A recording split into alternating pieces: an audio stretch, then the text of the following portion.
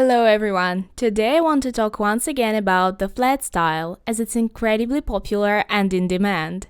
I have prepared a library of elements for you that are perfect for interior presentations in this style. These are ready-to-use elements that you can incorporate into your projects. Flat style is especially relevant for modern architectural and interior designs. It's a trend right now.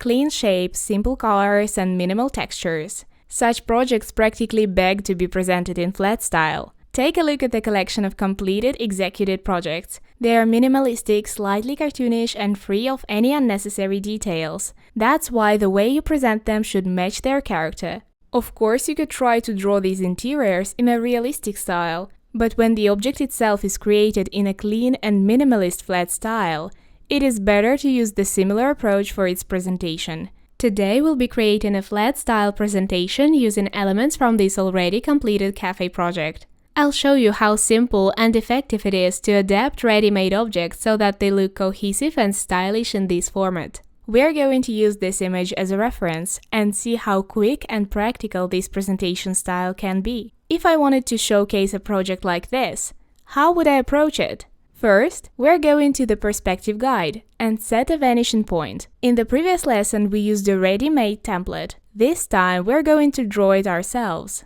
To do this, you will need to select the finest brush like Rapido. Any color will do, but the brush should be as fine as possible. Why? That's because in flat presentations, outlines look best when they're either light or completely absent. That is why I chose a fine brush so that we can remove the outline later and keep the lines as thin as possible. Let's get started! I'll start by sketching a rectangle using the reference image as a guide. The goal is not to copy everything exactly, but to capture the essence of the design. I'll draw the depth of the scene using a single vanishing point. It is important to be precise here, otherwise the perspective just won't align properly.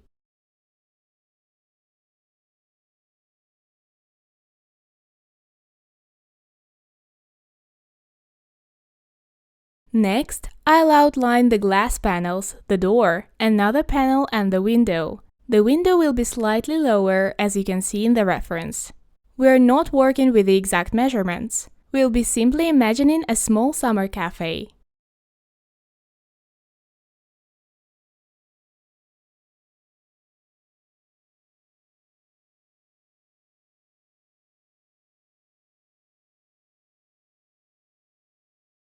Below the windows, I'll add a counter or a windowsill.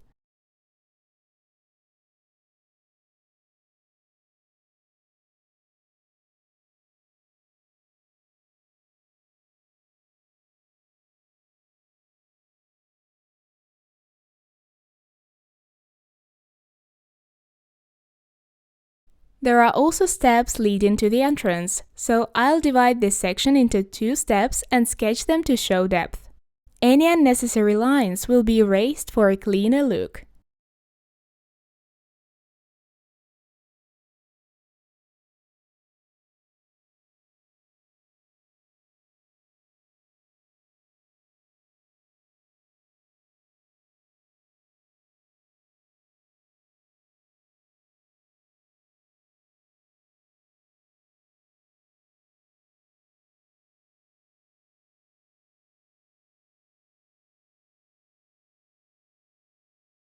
I'll create a new layer underneath the contour layer.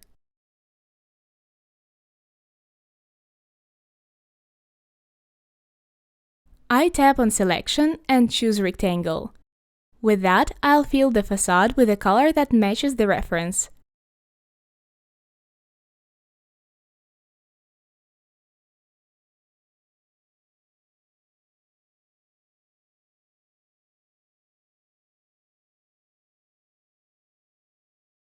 For the inner sections of the rectangle, I'll adjust the brightness to make them darker than the facade.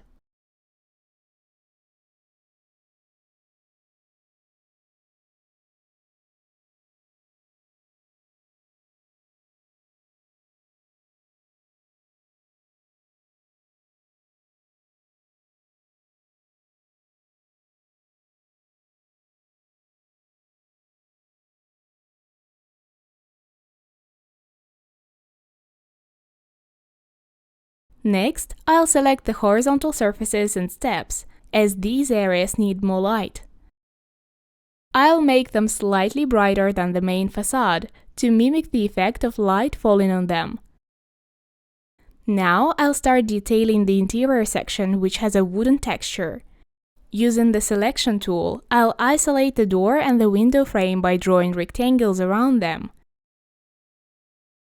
Then, I'll swipe with 3 fingers and choose Cut and Paste, so that these elements are transferred onto a new layer. This allows me to independently adjust their brightness and tone, making them resemble wood as closely as possible.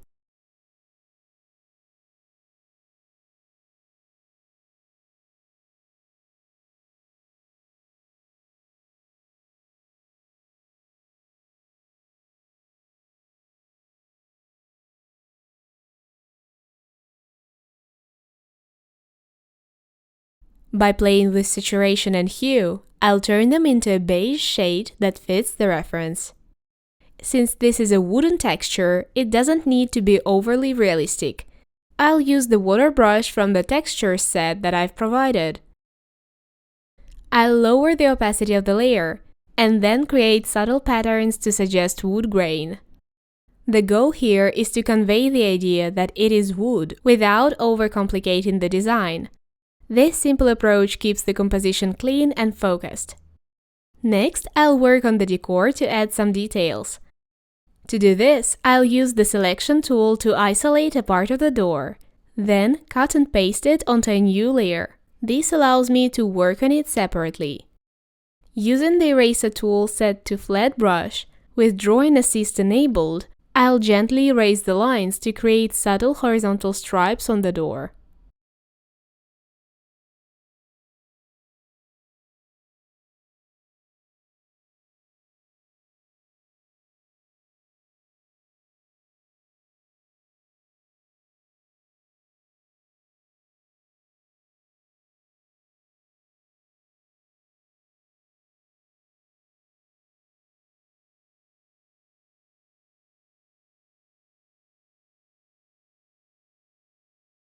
I'll then duplicate this layer, make it slightly darker and shift it slightly to one side. This creates a sense of thickness as the door recedes into perspective. Once this is done, I'll merge all the wooden layers into one group. Next, I'll clean up the window areas by erasing any unnecessary parts. From time to time, I'll hide the contour layer to see how the design looks without it, and ensure that everything aligns well.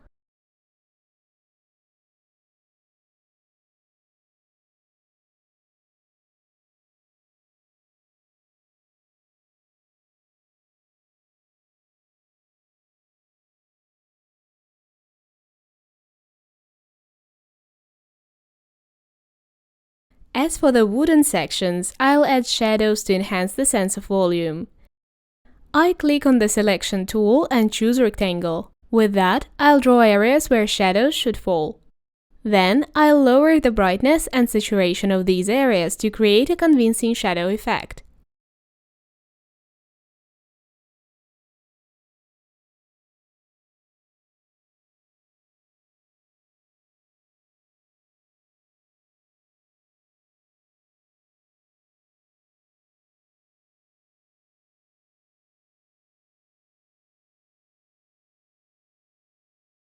Moving on to the contour, I'll work on its horizontal surface first, filling it with the main color.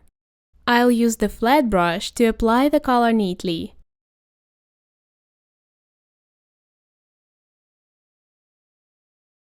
For the edge of the counter, I'll select a slightly darker shade to distinguish it from the top.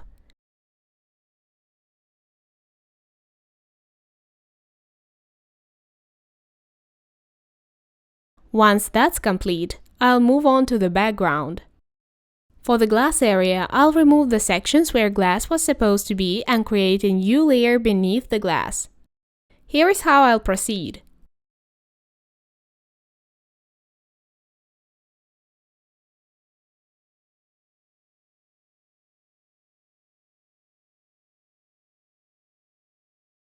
First, I'll select the glass area using the rectangle selection tool. Then, fill it with a color sampled from the reference image. This color is likely to be a dark bluish black or brownish hue. Second, I'll use a soft brush with white color to slightly brighten the lower part of the glass. This creates a gradient effect. And finally, to add some depth, I might slightly darken the upper part of the glass, resulting in a subtle three-tone gradient.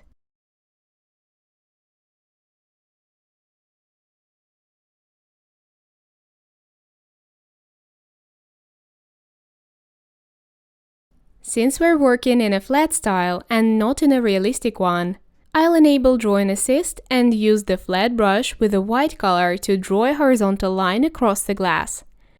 This adds a highlight, making it look like the light is reflecting off the surface.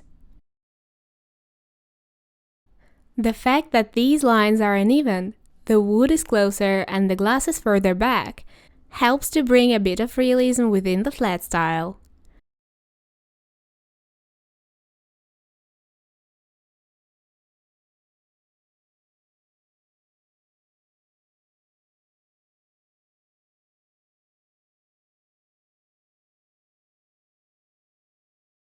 To refine it a bit, I'll adjust the highlights so that they don't form perfectly straight lines and use the flat brush to emphasize the gradient on the window. Subtle reflections on the glass complete the look.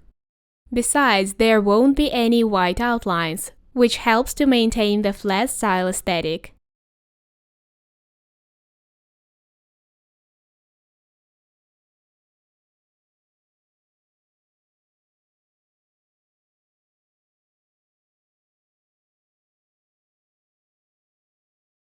We have completed the main part of our work. Now let's add the name of the cafe. Click on Add Text and type your chosen name. You can come up with your own name for this project. To select a font, double tap on the text to highlight the letters. Then, choose a font that suits the style of your design. As for the text color, I suggest you select something bright to make it stand out.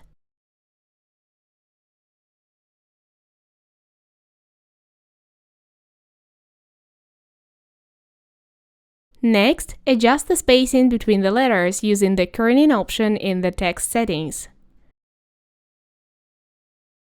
I'll duplicate the text layer. On the top layer, I'll highlight the text and create a hollow effect with a shadow. To do this, I'll click the O button and change the text color to white.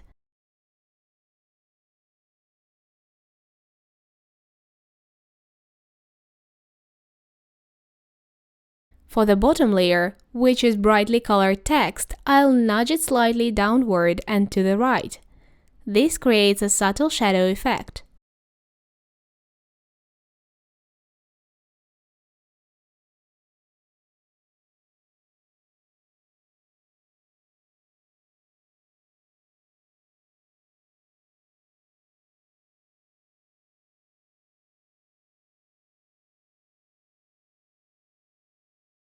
Once that's done, I'll rasterize both layers and use the eraser tool to refine the corners and clean up the inside of the letters.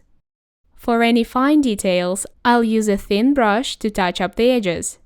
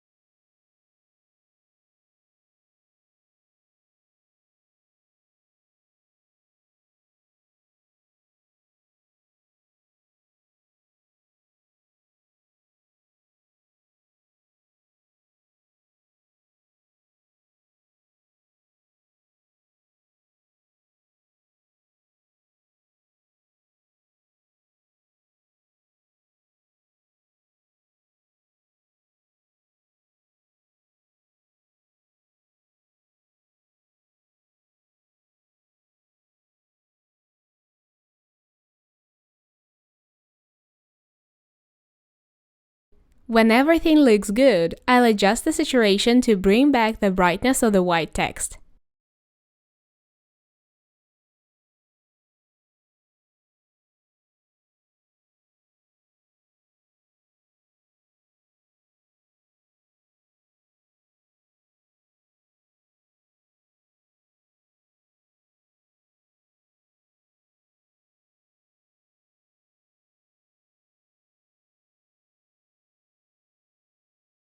Next, let's add some lighting effects.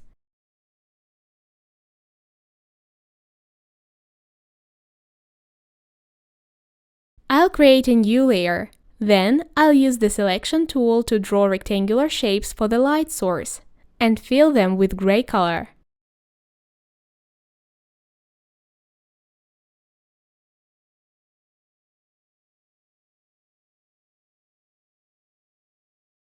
Then, I'll add highlights to make the light more dynamic.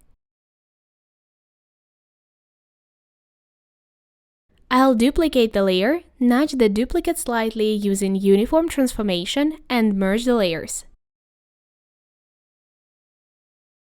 Now we're going to add some final details to position objects on the canvas. I'll turn off the reference layer.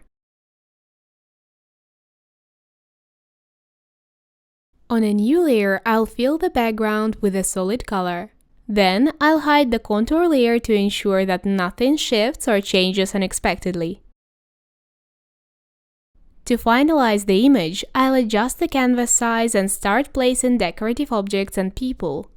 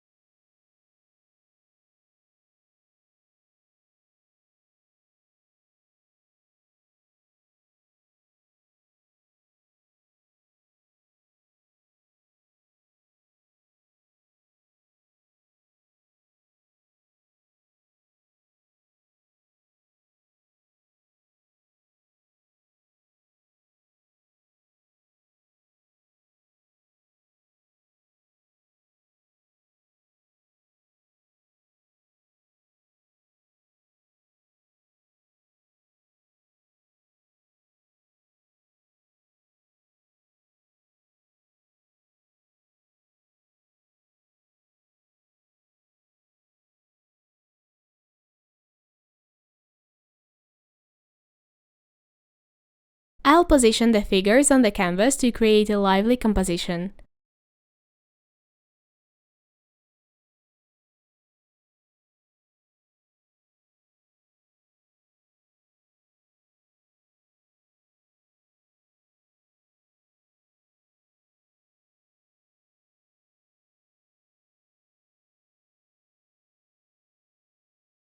I'll cut out a garland, a wreath, and a pine branch since we're creating a holiday card. Choose the items from the provided gallery that match the style that we're working with. It is impossible to include every piece of decor, so I typically save a library of essential and versatile items that I can use in multiple projects. Well-detailed assets like these save time and add a creative touch to the final image.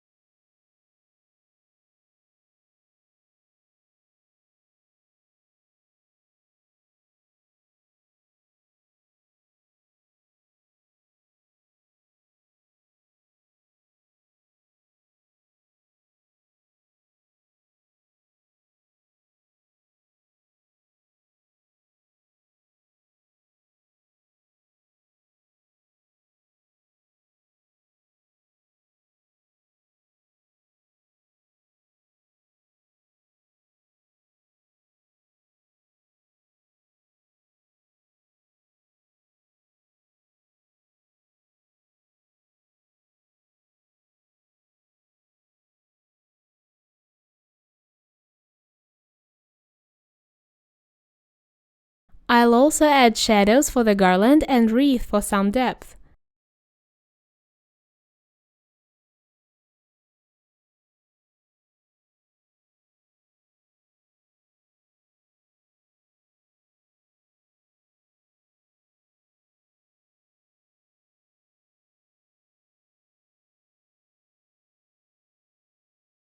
For the tree, I'll assemble it from branches. First, I'll adjust the colors to match the rest of the drawing. Then, I'll cut out a container for the tree. By duplicating and distorting branches, I can piece them together to form a tree. With a little creativity, you can always make something new from the available parts.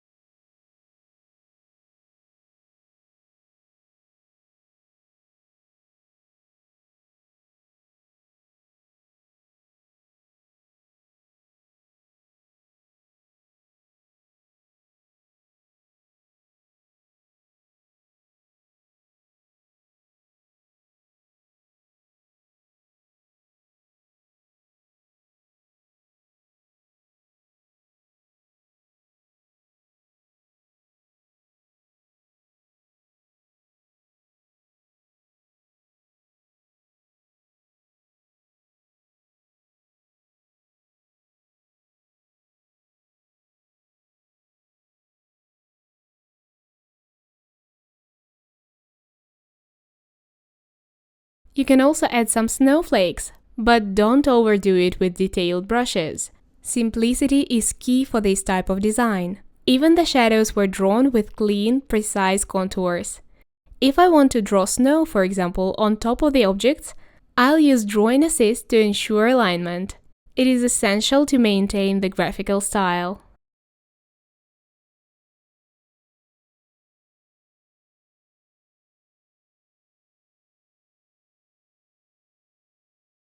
And there you have it, a clean and cohesive holiday design.